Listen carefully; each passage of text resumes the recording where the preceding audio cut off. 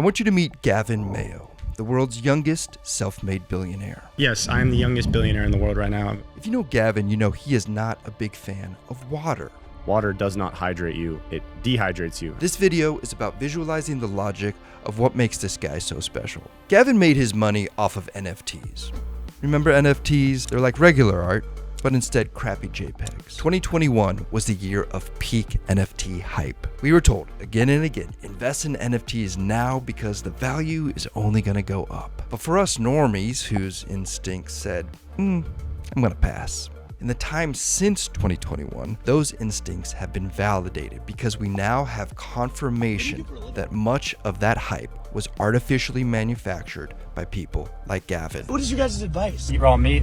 So when I say he made his money off of NFTs, I use that phrase loosely. Because if you ask the Department of Justice, they would say he made that money fraudulently. I mean, they did say that right after they arrested him. The DOJ alleges that Gavin defrauded investors through 9 separate NFT rug pulls. 9. That's actually kind of impressive. Gavin's catchphrase is, "We are not the same," which is hopefully accurate because a quick look at his social media reveals that his hobbies include eating raw meat, encouraging cheating on your girlfriend, celebrating his exploitation of young Indians, complete with screenshots to prove he really did it, and finally, he's fond of saying water is unnecessary, not good for you. He doesn't drink water.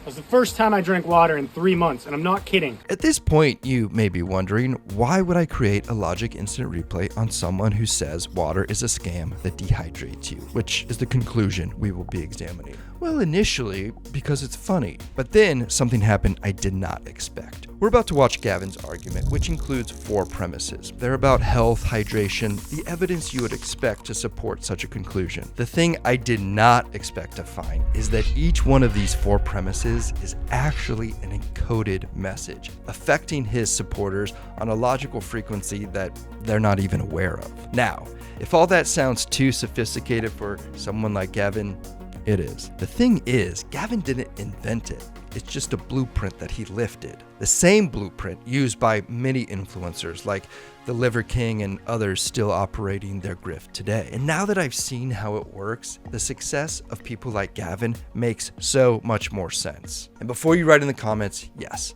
I'm about to reveal the secret logic of one way to scam people. But I believe that the good people need to know this information so you can recognize and avoid this scam in your own life. So in this video, I'm going to slow down his logic, visualize it, put names to the deceptive techniques, and reveal the 4 secret messages encoded in his premises. And in the end, I will score his logic and rank Gavin in the bad logic Hall of Shame.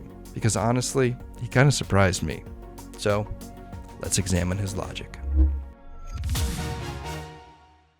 Critical thinking can only begin after we have achieved a certain information perspective. And this is especially true when it comes to the news. If your goal is to achieve that perspective, then there is no better tool than Ground News. Ground News is a news app and website that gathers news from sources all over the world to show how the same story is covered across the political spectrum by different outlets. It gives us immediate insight into political bias, logical framing, and errors of omission, all the information that we need in order to actually think critically. Like right now, I'm working on a video about Stephen Miller's argument for the US takeover of Greenland. Let me show you how I use Ground News in my research. On it, I can see that 50 sources covered this story. Here under the bias distribution chart, I can see that it was mostly left-leaning outlets that picked it up. And when I scroll down, I can see for right-leaning outlets that did publish about it, the language they used in their headlines is way different. They focused on how easy the Greenland takeover will be. If we let algorithms serve us our news or we only rely on a few sources, we're not really achieving that perspective we need. Ground News is a tool to reclaim our ability to think for ourselves when it comes to news. So if you want to check out Ground News, you can subscribe through my link here to get 40% off their unlimited Vantage plan, which is the one I use. Link for that is below in the description. Okay, let's jump into the argument. Our goal here like an instant replay in sports, is to slow things down so we can visualize exactly how the logic is working. I do this through a process called clear. C is for conclusion, which we've already seen. Water is a scam that dehydrates you. Everything we're about to do comes back to this most important part. What is he doing logically or not that makes this a useful statement? L is for labels. We've already seen that hydration is a very important term. In order to understand his logic, we need to know exactly how he defines this word. E is for evidence. Here is his argument. He has 4 premises, each of which has its own encoded meaning. R is for review, where we will later score and rank his logic. But first, A is for assess. Let's slow down and visualize his logic, beginning with premise 1. You also believe water is a scam. Yeah, I mean, water's a solvent, so it's dissolving your body. It's literally a solvent. If you put any type of material in water, it dissolves it. That's what it's doing to your body. And same thing with water weight, and you're drinking all this water and bloating. There's actually no benefit to it. But if you're eating a bunch of cooked food and all this, you're going to get thirsty, and it's just an addiction. Okay, let's begin with this piece of evidence. Water is a solvent that dissolves your body. When I first heard this, it sounded idiotic. But we need to understand what exactly is happening here, because seriously, this is probably one of the most important logical fallacies of our time. In particular, you see it a lot in politics. Here's the thing. He's right. Water is a solvent. Water dissolves lots of things. In fact, it dissolves more things than even hydrochloric acid, which is the coolest acid I know. And water is dissolving your body right now in trillions of places. The thing is, of course, it's dissolving your body in exactly the places that need to be dissolved. So what's his error in reasoning? Let's visualize this one. As we will see, water is fascinating. There are so many surprising things about water. So if you're going to make an argument about water, or anything for that matter, every sentence is an opportunity for perception management. Our perception can only be on one thing at a time. Gavin chooses to focus our perception on how water is a solvent. The error in reasoning here is a red herring, because it forces our perception on a factor that is totally irrelevant. Water is a solvent, and it doesn't matter. What matters to Gavin is now our perception has been drawn away from things he doesn't want us to focus on. The red herring is so common in politics, especially because it gives you logical deniability. You may know about plausible deniability. Logical deniability says that Gavin is technically correct, which makes it super difficult to recognize and call out the deception in the moment. That's why we slow things down here and show how things like the red herring work. So the thing Gavin does focus our perception on also sounds scary. My body's dissolving? Well, that doesn't sound good. This is a rhetorical device called appeal to fear. You know, it's easier to control a narrative if your audience is resonating with fear.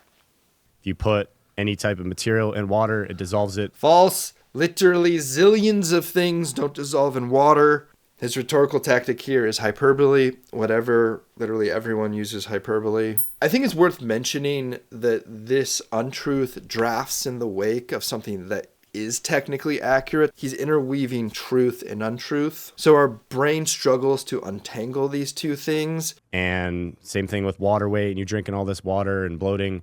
This is an example of fear-mongering because it is simply not true. What's happening here is he's misusing the term bloating. He's implying the water collects in the body and expands your mass. Now, if you are a normal, healthy person, that simply does not happen. For a healthy person, bloating is discomfort in your gut due to dehydration. He's taking a real thing, mixing it up, and trying to scare us with it.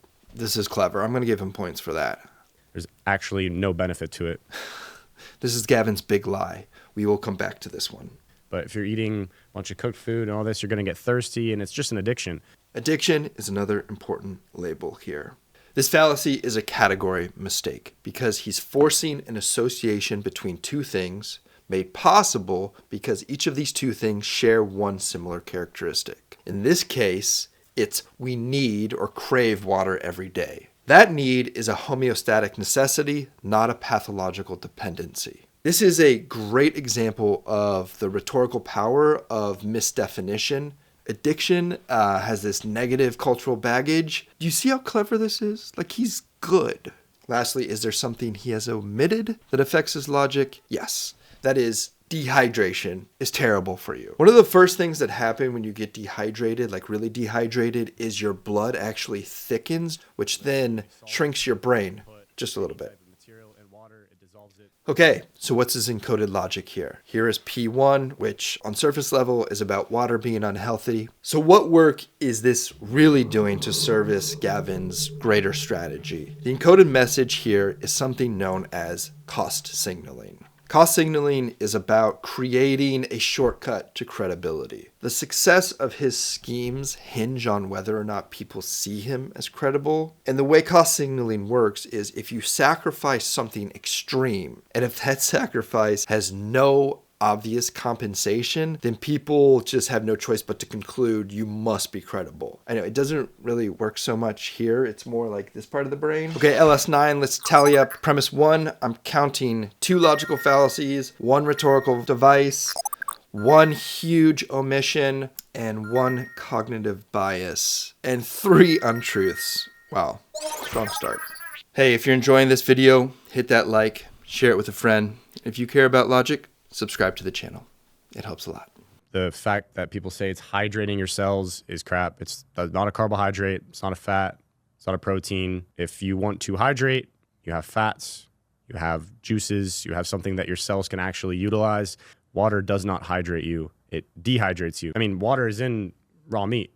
When you cook meat, what happens? Steam comes off of it. Right. So that's H2O right there. That's hydration going into your body if you eat raw meat. This premise is being held together by a single linchpin word, and that is hydration. Now, depending on how we define hydration determines the quality of his logic here. So, what actually is hydration? It turns out it is way more interesting than I ever appreciated. My 4th grade science teacher, Miss Thompson, taught me that we need to hydrate because our bodies are 2/3 water. Pretty sure that every kid on planet Earth was taught the same thing. Well, Miss Thompson, with hindsight, I can say that that is circular reasoning. What we need to know is why is our body 2/3 water? I think in our collective consciousness, water is in this weird ambiguous state. I mean, simultaneously, we know that water is critically nourishing and also without nutrients. So, like, what's the deal? Gavin's rhetoric exploits this ambiguity through a cognitive bias called appeal to intuition. You know there's no nutrition in water, right? So doesn't it just make sense that we need something else in order to hydrate us? To hydrate, you have fats, you have juices, you have something that your cells can actually utilize. You just need nutrients to hydrate. This is completely intuitive and wrong. His error here is aggressively misdefining what hydrate means. Here's how Gavin very confidently defines hydration. This is not what hydrate means. I mean, it's right there in the word. Hydra is Greek for water. Ate is the suffix to combine for. Hydrate literally means something combined with water. The Greeks don't F around with words, okay? So why do we actually need water to hydrate? Okay, check this out. This is fascinating. When we drink a sip of water, it's not a nutrient giving our body energy like anything else we consume. Most of that sip of water goes directly into our cells to act as a solvent. So when we drink water, it's like we're borrowing the water temporarily as a medium for destruction that facilitates the breakdown of other nutrients that do fuel our body. And then we get rid of that water, drink new water, and repeat the process. Isn't that cool? The fact that people say it's hydrating your cells is crap. Yeah, I need to send a shout out to Miss Thompson. Thank you. You were totally correct. Right now, his 4th grade science teacher is probably drowning herself in a bird bath. This is horseshit on a cosmic scale. This is Gavin's big lie. It's kind of crazy how it works. You know, yes, everyone thinks this is idiotic, but a big lie doesn't care what you think. A big lie is patient. There are several cognitive biases that are baked into a big lie. The availability cascade is one of them, where we increasingly believe something is true due to more exposures. The first exposure, nonsense. The second exposure, recognition. The third exposure, maybe it's true. Repetition has this ability to distort reality. The big lie has these downstream benefits to it. It makes his medium lies more palatable. Like, once you've heard that water dehydrates you, hearing about eating raw chicken doesn't seem so crazy. I mean, water is in raw meat. When you cook meat, what happens? Steam comes off of it. Right. So that's That's hydration going into your body if you eat raw meat.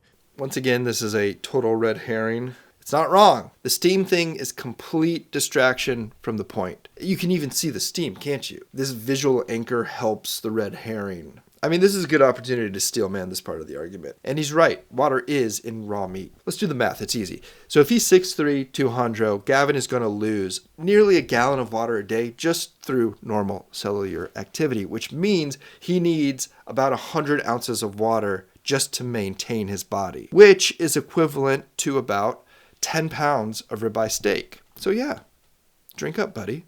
So what does this blueprint say his second encoded premise is? This isn't about hydration. It's about secret knowledge. Here's what this says on a different frequency, on a logical dog whistle level. You think you know how to hydrate? You don't, dummy. And that's why you're poor. It is Gavin's secret knowledge that has led to his success. I mean, look at him. He has the proof right there. Traveling the world, driving Lambos, buying $7,000 lighters. And if you submit to him, he'll share this secret knowledge. Okay, LS9, for premise 2, I count 2 fallacies, 1 rhetorical device, 2 cognitive biases, 2 untruths.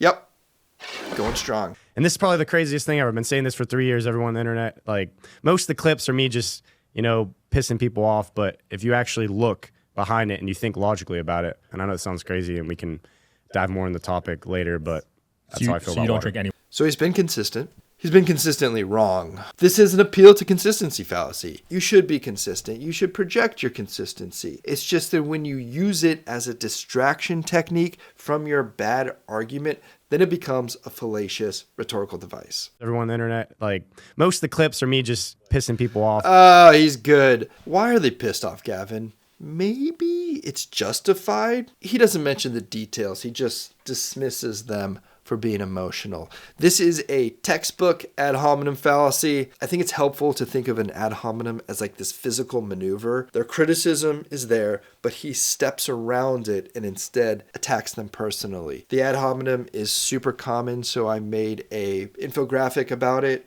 which you can get for free on my Patreon. But if you actually look behind it and you think logically about it, just think logically. Look at this tweet I found from Gavin. Anytime a study is cited in an argument, I instantly know they're a moron.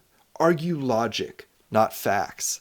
I hate this guy. This is exactly what I'm trying to do on this channel. The difference, Gavin, is that I show my logical work. I don't hide it in all these distraction techniques like this, which is an appeal to logic fallacy. Within a fallacy, when you ever hear appeal, think peeling your attention away from what you want to be focused on and redirecting towards something they want to distract you with. In this case, he wants to distract us with the legitimacy of logic. But it's like he's capturing it like a baby seal, clubbing it, squeezing all the legitimacy out of it, and then just letting it slide back dead into the ocean. I hate him. This is actually the second episode in a row where the person I'm reviewing has used logic just like this. My last episode was a little too spicy for this platform, so I'd appreciate it if you check it out after this episode. The link is here. Moving on. Okay, his third premise is he drinks minimal water, but the encoded logic is one of masculinity. He's so manly, so physically superior, he doesn't even need water. This is this perversion of this ancestral living thing. Real men don't need water. Sweat is weakness leaving the body. Yeah, I think it's fair to say it just works on this emotional level. Okay, LS9, I'm counting 1 logical fallacy, 2 rhetorical devices, 1 cognitive bias. Yeah, we'll tally these up in a minute. First, we have premise 4. This one might piss some people off. you look at the healthiest tribes in the world, they don't drink water. Even the Maasai tribe in Africa, they don't really have water. That's actually what they do is they take roots out of the ground and they suck on them. I've seen that, yeah. That is Same thing in Australia. They tell you to drink a gallon a day to be healthy. Well, that's exactly what all the unhealthy Americans and all these countries that have terrible looking people do. So I did some research. Turns out the Maasai do have access to water. They do drink that water. And the root thing, it's not about hydration. Look it up if you want. But I propose, is it even necessary to research this? What if the right critical thinking questions can do the work for us? We could ask Gavin, why would the Maasai not need water? Are they superhuman? Are they the opposite? Do they not have the exact same cellular function happening in their body as every other human being on this planet? This is ignorance exploitation. If we think of the mind as a mental space, my lack of knowledge about the Maasai is a void. So what really happens from a theory of knowledge perspective, a bad actor with the intention to deceive can simply waltz into that void, and it turns out what's more effective than truth is saying things very confidently. That's what he's doing here. There's a second thing happening here. We do possess a presupposition that makes Gavin's argument more believable. It's a subconscious cognitive bias called appeal to primitivism. We romanticize the primitive. We think there's something pure about it. Additionally, we know there's something profane about modern life. No argument there. Tell you to drink a gallon a day to be healthy. Well, that's exactly what all the unhealthy Americans and all these countries that have terrible looking people do. This is a correlation causation fallacy. These two things, they live in the same country, but they don't know each other. Let's think about it this way, Gavin. Sure, Americans drink a lot of water. They are also way richer than the Maasai. Gavin, does that mean drinking water makes you rich? Here's premise 4. This point is not about the Maasai. The encoded message, it's a song. It's a warm fire and a cold night. It's a feeling. It's the calling of the primal. His logic is saying, do you ever feel rejected by society? No. We reject society because the pure truth is to be found in the primal. Okay, we've collected the data. Now let's score his logic down to a single metric, cogency, which is comprised of these elements. The logic score 9000 will be using this weighted formula in order to calculate the logic score. Finally, we will rank him in the bad logic hall of shame. Let's go. We begin with the most basic element, and that is labels and terminologies. Here are the terms that need to be well defined in order to find logical clarity. The biggest concern was hydration because it was the basis of his conclusion, and yet he misdefined it, and so the whole trajectory of his argument is off. That's bad. Bloating was misused.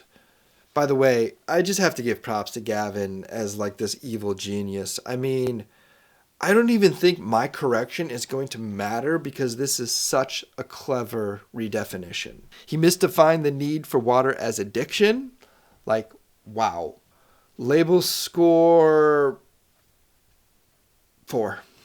So what basic facts are untrue? His argument makes about 28 assertions with 9 untruths and 1 big lie. For those of us who care about truth, this is shameful. Score is 0. Come on, man. Sometimes the only thing more important than what you do say is what you do not say. His biggest omission is dehydration, which affects all of this logic, and more so his conclusion, but omission is not Gavin's biggest logical problem. Score 6. For contamination, 0 is the best score because you don't want to have any contaminations in your logic. Logical fallacies. The red herring is the biggest offender. It's so common and so hard to call out in the moment because it's technically true. So much of his logic is just based on this misdirection. It's like his whole argument takes the shape of a red herring.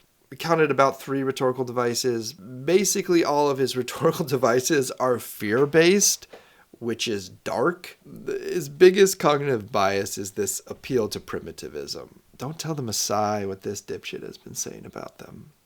You know, it's interesting, looking at his use of fallacy, rhetoric, and cognitive bias, it doesn't actually blow up the integrity of his logic like I so frequently see in other reviews.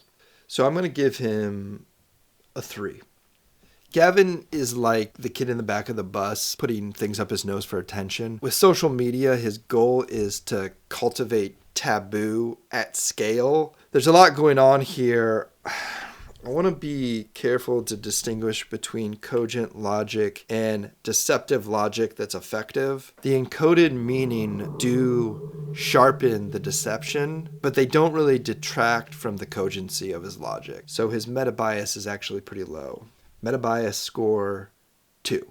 Premise quality. Okay, these are the qualities that make up a good premise. The main problem is his premises are riddled with untruths. But just for a moment, let's overlook these untruths because I think it reveals something interesting about his premise quality. Premise 1, water is unhealthy. In quick succession, he fires off 4 pieces of evidence that solidly support P1. They're distinct, they're relevant, they seem to solve the problem of this idea. Same goes for P2. Rapid fire 4 pieces of evidence and a surgical redefinition of hydration that ties everything together. P3 is his weakest premise because it's mostly anecdote, but P4 is a case study to support P1 and P2, packed with more evidence. So I know for a fact that Gavin has stress tested this argument in the crucible of social media. He talks about this on podcasts all the time. Steel sharpens steel. And these premises are,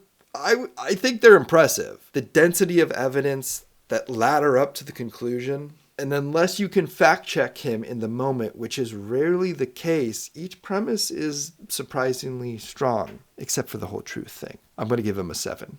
Argument strength is about all these boxes collectively working together to support the conclusion. The structure of the flow of his logic is exactly what you'd want. He establishes P1 and then P4 perfectly supports it. My biggest gripe with the argument strength is the inconsistency and incoherence of how he talks about hydration. Like, look at this. Hydration is good here and bad here. Hydration can't be good and bad at the same time. It's completely inconsistent, which is not good for argument strength. The argument strength is not bad. I'm going to give him a score of 6. Before I calculate his score, I feel like I should update Gavin's story. He is not actually in jail right now because after his arrest, he posted bond. And then he posted one more time on Twitter, which was the news that Trump disbanded the unit investigating crypto fraud. So if there's anyone you would like me to do a logic review of next, let me know in the comments below. But without further ado, let's calculate his score. Wow, interesting. You see, pretty strong logic that is completely undermined by severe usage of untruths. He certainly does not prove his conclusion. All right, let's rank him in the bad logic hall of shame. There it is. Gavin is actually the best logic we've seen so far in this series. If you want to watch the rest of the series, there's a playlist here. If you care about logic, make sure to subscribe, hit that bell icon. I want to thank my Patreons once again. If you'd like to support Logic Instant Replays, please become a Patreon. The link for that is below in the description, where you'll also get this argument map or blank argument map so you can do it yourself, and all my logic infographics. Don't forget to check out the Framing Logic merch store. And lastly, if you want to nominate a video for a Logic Instant Replay, then DM me a link on the socials